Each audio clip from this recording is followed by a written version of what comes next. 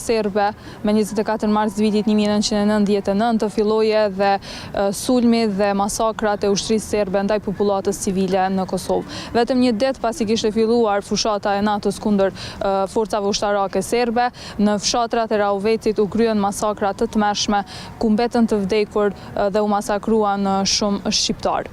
Në Celin u vran 75 civil, 69 në fshatin Fortez dhe 49 të tjerë në fshatin Brestoc. Në mesin e gjithë këtyre të vrarëve kishte edhe viktima fëmijë. Ndërkaq masakrën dhe tmerrin që u zhvillua në fshatin Celin e pa nga afër edhe Hamde Fazlio, me të cilin do të flasim në një intervistë lidhur me detajet e asaj dite. Përshëndetje zotri Hamde dhe faleminderit shumë për kohën. Jam bërë sot 26 vjet prej kur u bë masakra në fshatin Celin, ku ju vetëm treguat se paraprakisht jeni lindur dhe jeni rritur në atë fshat. Si e kujtoni atë ditë të 25 marsit vitit 1999, ku ishit dhe si e morët lajmin vesh? Mirë mbrëma, ju përshëndes dhe ju falenderoj për kohën që keni gjetur. Pra unë sikurse të gjithë bashkëtarët e mi, atë natë kur filluan bombardimet ne patëm një gëzim të madh, mirë pa i gëzim së shpejti në mëngjezin në u shndrua në hidhrim. Ne në atë ku ishim udhëheqës bashkë me vendasit dhe nga mëngjezin në ora 2:30 i vretëm lëvizje të mëdha të makinërisë së ushtrisë serbe, ku në mëngjes në ora 5:30 fillojnë bombardimet, se dhe shtëpia ime është poshtë nga magjistralja Prizren Gjakov që shkojnë, dhe ne gjithë popullata i lëshuam shtëpitë dhe u larguan në periferi të fshatit. Mirë po kur e vretëm se nga të gjitha anët ishim të rrethuar, ishte pamundur ta çajmë rrethimin. Dhe në ato momente ne kemi hyrë në një shtëpi të Malush Dinës, kemi ndajt deri në ora 11. Gjithë ata banorë që i larguan për shtëpive dhe të thotë shpëtuar, mirë po një pjesë e tyre nuk ndajtën, i ruajtën vatrat e tyre dhe gjithë ata u masakruan. Do thotë numri në ditën e parë me 25 mart arriti mbi 50 veta. Paramilitarët dhe ushtria serbe nuk kursyen, do thotë vran gra, fëmijë, pleq deri te vajza më vogël, pra që është Alma Bajram Zeqiri dhe plaku 107 vjeçar Aslan Sinani. Zotri Hamdi, si e përjetuat jo atë ditë? Cilat ishin emocionet kur filluan sulmi i forcave serbe kundër popullatës civile, kundër jush?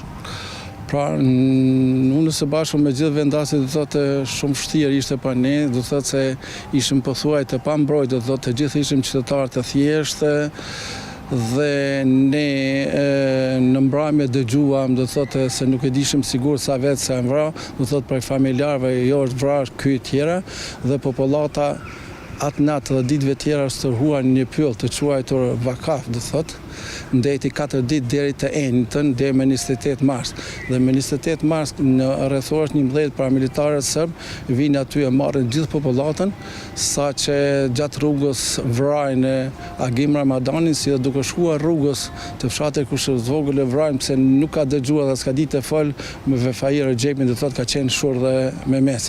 Si dhe ditën e 2 dhe ditën e 3 do thotë kryen masakrat e mëdha duke djegur, vrarë, do thotë karbonizuar gjithë kofomat. Edhe ne zbashku me disa vendas arritëm atë ditë të çajmë rrethimin, thotë të largohemi. Ja 15 veta kemi qenë dhe kemi ndajt në fshat, pothuaj deri në fund të lutës dhe gjatë natëve kur dëgjuam se janë vrarë bashkëfshatarët tanë, atëherë dilim në mbrëmje të gjejmë ku janë vrarë, edhe ne dilim prej mbrëmjes kur filloi keteri se tërë ditën paramilitarët ishin në fshat. Ne rrishim periferi të fshatës, mirë pa aty kishim një vendas toni ndjer tash është Abdullah Xhemailiu, i cili ka patur mbi gjatë 5 vite, ai na tregonte për çdo ditë të keni kujdes mos janë diti se për çdo ditë vinë këtu paramilitarët, as ishte së bashku me prindin e tij mbi 90 vjeç, saqë thoshte mua po terrorizojnë, maltretojnë të tjera, thoshte se edhe emrin ma ka ndryshuar Abdullah, e ka patur ndjeri Milan. Do thotë çdo herë thjesht me këtë do thotë pseudonimin e Milan, do thotë kjo ishte. Edhe ne gjatë varrimit me një grup shokësh unë do thotë gjeta një fotoaparat dhe ku shkojnë për mi varras ata do thotë i kanë fotografuar. Edhe sot kësa ditë janë të ruajtura do thotë fotot që është, do thotë kemi shkruar një monografi që më ka ndihmuar një shok im, do thotë i studimeve Ibrahim Gashi, janë monografitë e para do thotë në Kosovë që e kemi shkruar. Filmin ja kam dorëzuar në atë kohë një kopje do thotë tribunalit të Hagës që gjatë zhvarrimit ka qenë edhe në fshatin tonë që kjo dëshmohet me fotografinë e libër krye prokurorja e gjyqit të Hagës, do thotë Luis Arburi.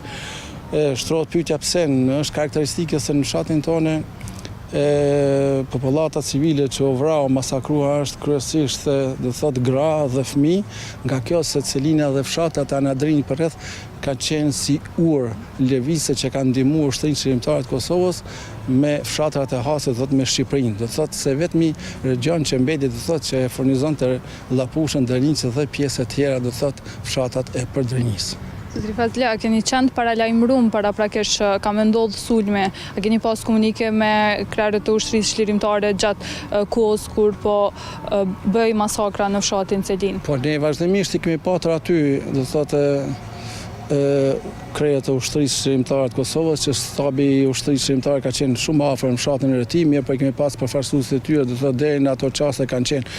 Mirë po edhe ushtria jonë UÇK ishte në raport me ushtrinë dhe policinë serbe, do thotë e pamundshme, do thotë, po nuk mund t'i përballoni dhe është dashur të përdorë do thotë taktikën tërheqje në ato momente. Mirë po ata ndërkohë janë kthyer, do thotë, pastaj na kanë ndihmuar edhe neve gjatë zhvarrimit. Po, çka ndodhi me ju të mbijetuarit pas ditës së masakrës? A qëndruat ende në fshat apo morët rrugë si shumë shqiptar për t'u larguar nga Kosova, për të shkuar drejt Shqipërisë? Do thotë ne sa ishim mbi 15 veta, po thuaj deri në fund të luftës kemi qëndruar aty, do thotë unë ka 10 maj jam tërheq, do thotë se nuk e di si do të rrjedh situata, do thotë, edhe në atë kohë u bashkangjitas bashkë me 3-4 vendas tjerë, u bashkangjitëm një kolonës dhe dolëm do thotë në Shqipëri. Po a ka ndonjë moment ose detaj prej asaj dite, pra prej 25 marsit, që ende kujton? Po, për mua e vështirë është, do thotë se tash kur ndëgjoj lajme që ndodhen lufta rajonale, do thotë në botë çdo kund, janë ato efektet që ndikojnë në psikën e njeriu, sa herë që vinë për vjetor, do thotë për mua është bukur rënd, mirë po më vështirë në atë kohë është në fshatin tonë, për shembull mund vjen keq, përveç që u vrajtën 75 vendas, aty janë edhe 7 mysafirë të fshateve përreth, që është numri është 82, mirë po është karakteristikë një familje rom, ata edhe pse kanë qenë komuniteti rom, çdo herë kanë bajt veten shqiptar, saqë njëri për atyre që ka shpëtuar, pastaj vdiq pas disa kohë, thoshte që policia serbe edhe paramilitarët na ka thënë që tërhiqni ju, se nuk jeni shqiptar, jo, edhe na jena shqiptar, vetëm për këtë kanë masakruar, do thotë familjen e Faik Saliut, ato me shoqat dhe me gjithë fëmijët e tij, do thotë edhe vllai i tyre. Vetëm pse kanë qenë komuniteti rom, po.